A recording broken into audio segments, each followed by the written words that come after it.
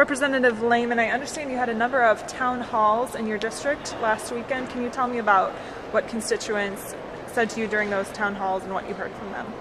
Yeah, it was we had a good segment of town hall meetings. We went from south end of the district to the north end of the district.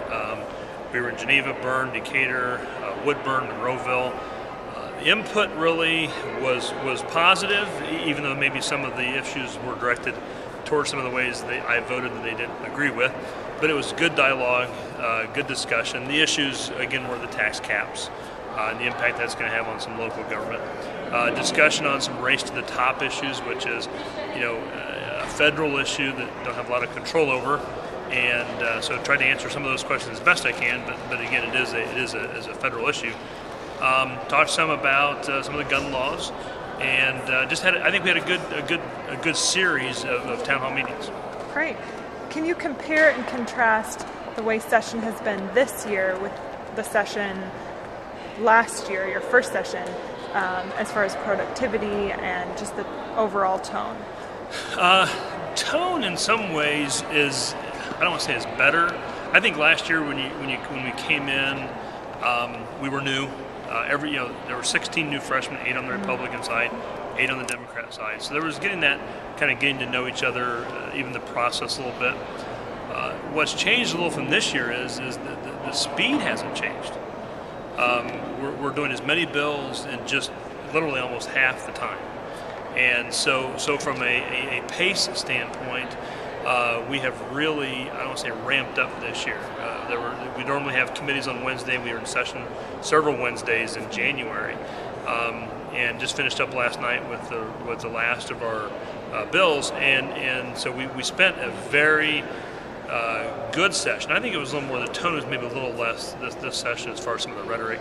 But we went through 60 bills yesterday on thirds, and so it was a really busy day and kind of put a cap on what I'd say is a busy month, even though this is now February, but a very busy month. Are there any of your bills that we should be watching for as they make their way through the legislative process? Well, and again, keep in mind, being in the minority, especially as a freshman in the minority, we don't get a lot of bills. In fact, I had no bills. None of my bills went anywhere.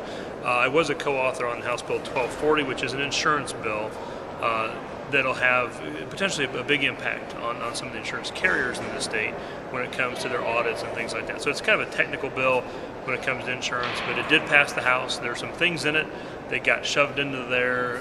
We kind of refer to as the Christmas tree. A lot of ornaments got hung on that make it a bill that's not that exciting. But that did make it out and is on the way to the House, and we'll see the Senate. We'll see what the Senate does with that. Your office has been receiving calls from some gun owners concerned about a couple of bills that were up in the House. Can you tell us about those bills and how you voted on them?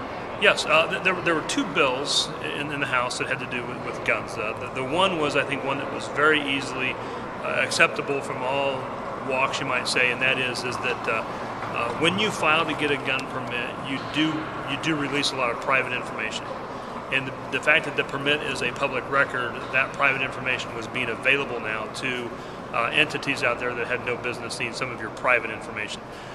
So we passed a law that requires a little less access to who has gun permits, basically from the standpoint of eradicating your name and some personal information from that. So that law now says we kind of closed maybe that open access, closed it up a little bit to protect gun owners.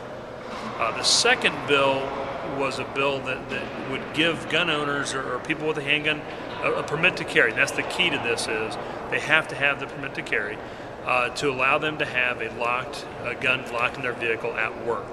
The issue came up from the standpoint that many businesses do not allow handguns on the premises, including the parking lot, but people with the legal right to carry a handgun, we're in a position where I either have to leave it at home, because if I use it for my own protection as I'm going to work, once I get there, what do I do? So this just kind of cleans this up and says, look, if you do have the permit to carry, you can carry it with you, and also you can leave it in your locked vehicle on the premises. It doesn't take away any of the business owner's rights to within the building or nothing in that vein. So again, it just more or less said if you are a gun owner, you still have a right to keep it in your own private vehicle locked in the parking lot.